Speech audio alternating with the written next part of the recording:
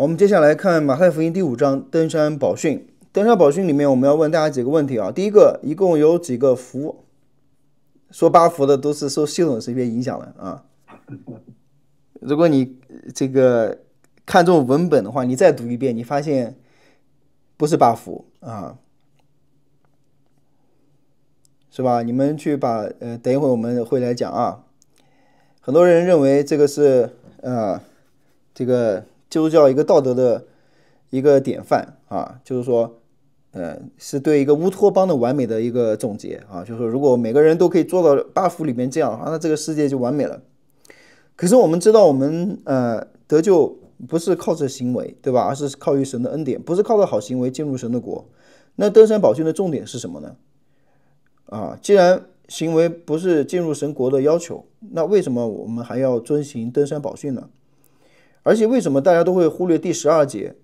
就是刚才讲的第9个福，而且那个福是最长的一个福我们会忽略呢？所以呢，我们要来而且你就是说你要怎么应用登山宝训，对吧？所以这个我们要看登山宝训给我们带来的这个启发首先我把这个经文拿出来来，好，你看我们中文翻译的时候是说虚心的人有福了哀痛的人有福了等等等那在希腊文的里面呢，它都是以这个有福了为开头的英文的翻译也是这样的，有福了是作为第一个字，所以第9福也是一样的，第9福第12节也是什么什么有福了，只不过它的这一节很长所以其实在整个这一段经文里面是有9个开头的这个有福了，所以是9福不是8福，而第9福其实是最重要的我们来看这几个虚心的人、安痛的人、温柔的人、饥渴慕义的人、连续的人、清心的人、使人和睦的人、为义受逼迫的人那最后这个有福的是什么呢？是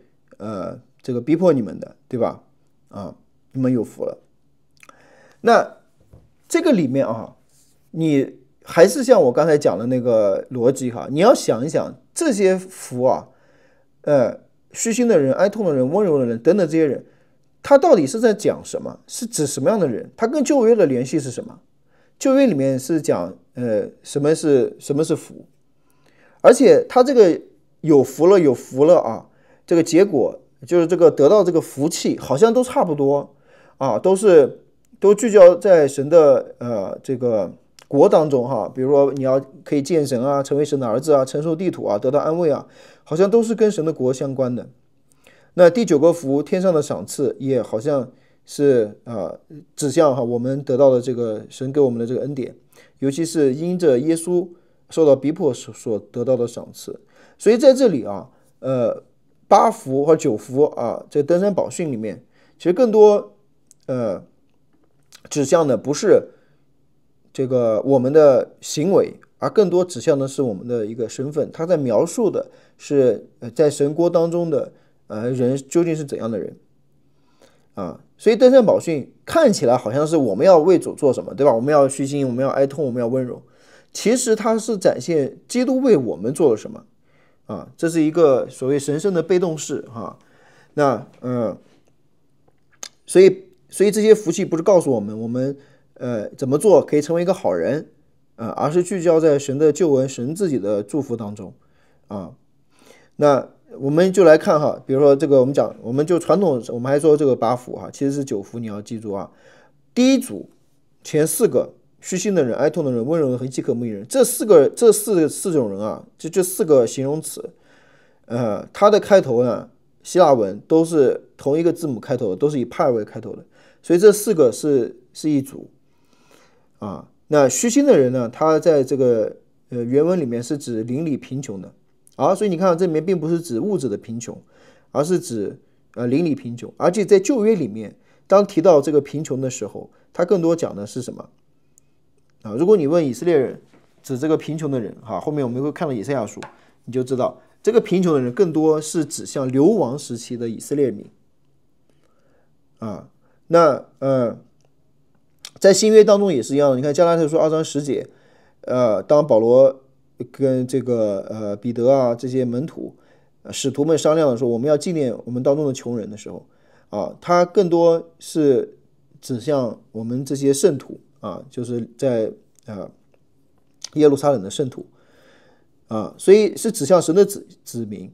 以赛亚书61章1节里面也提到，对吧？提到这个贫穷的人，这也是路加福音记录耶稣第一次讲到的内容，对吧？神差派我要传福音给这些什么有贫穷的人，对吧？所以这里面贫穷的人并不是指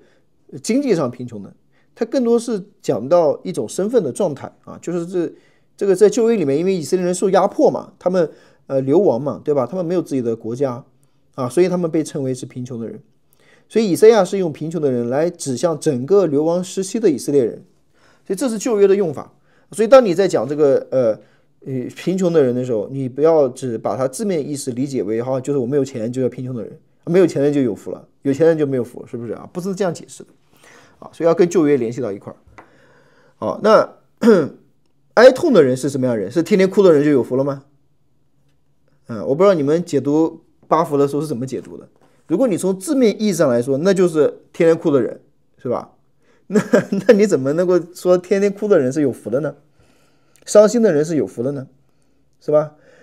这又要回到旧约里面，是吧？为什么呢？因为你要记住，八福它不是一个道德性的教导啊，它是指身份。在以赛亚书61章1到3节里面有提到所谓悲哀的人，而且讲到悲哀的人的时候是讲被掳的得释放，所以你看到，然后说神要安慰他们，对不对？说耶路撒冷这个神要安慰他的百姓，所以这里面讲的安慰的时候，它并不只是情感上的，哎呀你不要哭了这个安慰，它更多是指向神的救恩要来到了你看那个汉德尔写的米赛亚第一个篇章就是用的这一段神要安慰他的百姓，就表明救恩的序曲神要开始实行拯救，所以哀痛的人不是指这个情感上很伤心天天哭的人而是呢这里的安慰也是一样，安慰我的百姓也不是情感上的让他不要哭，而是指向他们的救赎。所以哀痛的人得到安慰，就是哀痛的人有福了，因为他们必得安慰。这件事情并不只是情感上的安慰他不让他哭，而是指他们的救恩，他们得救得安慰，是因为我们得到上帝的赦免我们的这个悔改是吧，是对上帝救赎的这个回应，是吧？那温柔的人呢？那你要字面意思解读就是啥？窈窕淑女是吧？绅士叫温柔的人，对不对？是不是指绅士跟淑女叫温柔？讲话声音小小的叫温柔，这样的人就有福了，是吧？那你这样解读的话，那就不好解读了嘛，对不对？那你还又要回到旧约，是不是？你这不能就是说从我们自己的处境里面，我们理解的温柔就这样去套在圣经里面你要看圣经当时怎么用这个温柔。那他们承受地土，也并不是指他们可以成为房地产的开发商，他们以后有很多地，对吧？这明显的这个地土和温柔在旧约里面是有联系的。在诗篇37篇11节，大卫里面就说谦卑人必承受地土，这个谦卑人在原文呢，它也可以翻译为就是温柔的，它也是指什么呢？指一种这个也可以理解为一种受压迫的就是说他这种温柔呢，他谦卑他是一种卑微这种指向这种身份的这种低下，这种卑微所以这里面的温柔，它并不是指一个人态度讲话很温柔而是指向他的这样的一个身份，他要承受的这个地土是指向要承受神的国。那饥渴慕义的人呢，也是饥渴慕义的人，他所饥渴的，他所慕的这个义是不是自己的义呢？当然不是自己的义，但他饥渴慕义慕的是什么义呢？他当然慕的是基督的义，我们要披戴基督的义嘛，是吧？所以你看到前面4福，它都是在指向上帝的救赎我们在这里呢，把它我这个经文刚才没给大家看，我刚那个这个给大家看看这个引用的旧约的虚心的以赛亚书61章这个地方，哀痛的以赛亚书40章温柔的这诗篇31篇还有呢就是啊，就等一下，对，好，那这是前面四个啊，前面四个呢，它更多是饥渴慕义在这啊，更多是指向一种末世性的反转啊，就是说耶稣来了，开启了末世，这个时候呢，那些这种就是说受压迫的邻里贫穷的，对不对？然后呢，那这些就是说没有救恩的人，现在他们看到了救恩，神要安慰他们，要拯救他们，要使他们这些被掳的得到释放要医治伤心的人哈，这个并不只是说情感上的伤心，更多是一种身份的一个状态所以这是一个末世性的反转，就是以前被压迫的、被罪所这个统管的或者是受苦的这些人，他们因着耶稣的到来，他们可以这个承受神的果。这是前面四个，后面四个呢，我们把它称为末世性的一个运动就是说，我再把它拿出来就是说这个我们怎么样参与到神的国度当中，就是怎么样才叫做跟随主所以这个里面讲连续人的人因为他们必得连续，就是一个人怎么可以连续人呢？是因为他是代表了耶稣的连续，是因为耶稣先连续了我们，耶稣怎么连续我们，我们怎么连续别人，这个就是对应的主导文里面的免我们的债，如同我们免了别人的债。我们怎么样免别人的债？是因为祖先免了我们的债，对不对嘛？然后我们才可以免别人的债嘛，是吧？清心的也是一样，它更多指的是一种分别为圣的状态，正如耶稣和这个世界就是把我们分别出来一样。使人和睦也是一样，比如说两个人吵架，我让他们和好，而是指我们与神和好的这种状态与神和好，当然这本身也是上帝的作为。那这里面为义受逼迫就更是这样了，对吧？再一次强调的是义，基督的义。而这一句话呢，这一幅也引出了第九幅，也是整个登山宝训的核心，就是所谓的末世性的参与，就是我们怎么参与到神末世的工作当中，怎么参与呢？我们要做什么你发现在这么一大段当中，只有一个命令语气，这也是九幅当中唯一一个命令语气，就是应当在这里欢喜快乐。这就是我们要做的。就是如果你说这个在整个登山宝训里面，耶稣要求我们做什么，在这当中唯一的一个命令语气让我们做的就是要让我们欢喜快乐很有意思吧上帝呢就是要你欢喜快乐。所以在登山宝训里面，前面这些福气都是指我们一个身份状态，而不是一个道德上的要求因为对于当时的听众来说，你要知道他们还是处于流亡时期的以色列人，他们很能感同身受以赛亚书里面讲的，他们就是贫穷的人，他们就是哀痛的人，他们就是这个温柔的人，他们就是需要得到救赎、得到拯救的，需要被安慰的人，是不是得到救恩的人？而耶稣讲到登山宝训的时候，他其实就像这些会众在宣告说，基督的救恩已经来到了，对吧？神已经差派我来使这些被掳的得释放，对不对？使这些受伤的得医治、得安慰了他更多是强调说神的救恩来到了。而那些跟随主的人，他要承受世界的逼迫，他要因着耶稣基督的缘故，要承受这个苦难。但是神让我们唯一要做的事情，就是在这个当中欢喜快乐。所以你看，耶稣是把逼迫跟喜乐的这个张力是发挥到一个极致让这个世界看到作为基督徒拥有基督徒这个身份到底意味着什么。所以登山宝训它并不是在讲一个道德性的这个要求要你怎么样去连续人怎么清心，怎么使人和睦，怎么温柔，怎么那个，而是指向我们的一个身份的状态，我们在基督里是不是一个新造的人。而当我们真的是一个新造的人，我们就会因着这样的身份而欢喜快乐，是吧？而且你说耶稣的这个命令让我们快乐，这个本身就是一个很矛盾的东西，对吧？你有没有跟别人说，我现在命令你要高兴起来，是吧？一个人不高兴，他就是不高兴，你命令他不高兴，高兴起来，这是不可能发生的事情，对不对？哪有这样命令的呢？是吧？但是上帝的命令就是我命令你要欢喜，要高兴这个本身就是一个很矛盾的东西。就当你真的因着在基督里的身份欢喜快乐的时候，你不需要被命令，你本身就是发出来的，你就欢喜快乐，是吧？所以这更加展现出这个登山宝训的核心啊，就是你是怎样的一个人，这是最关键的，而不是你要做什么事情。而耶稣来了，他就是改变了我们的身份啊。我们以前是邻里贫穷的，我们是被罪所压迫的啊，我们是被掳的啊，我们是不自由的。可是基督的救恩来到，释放了我们，安慰了我们啊，帮助我们成为神的百姓，可以承受神的国啊。那因着这样的缘故，哪怕世界逼迫我们，我们也都欢喜快乐啊。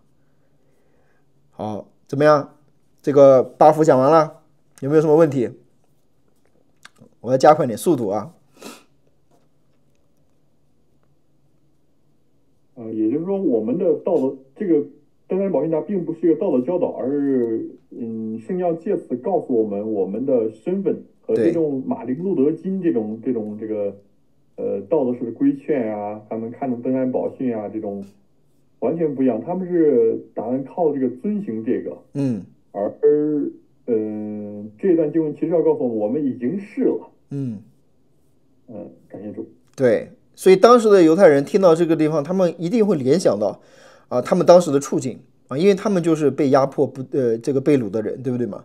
而耶稣的这种宣告，其实就是宣告弥赛亚已经来了，我要给你带来啊这个救恩了，是吧？让他们知道说你们要进入神的国，你们是有福的啊。对，所以这个还是要回到他们的当时的处境当中。老师，您刚嗯刚说11节那边是核心，但我看11节好像是十节的一个引申嘛，因为它的嗯人称是不一样的。第十嗯节上天国是他们的，前面也都是他们，到了11节就变成你们一个嗯转折。然后十嗯二节也是第二人称复数的这个命令语句，所以嗯。我在想，它是指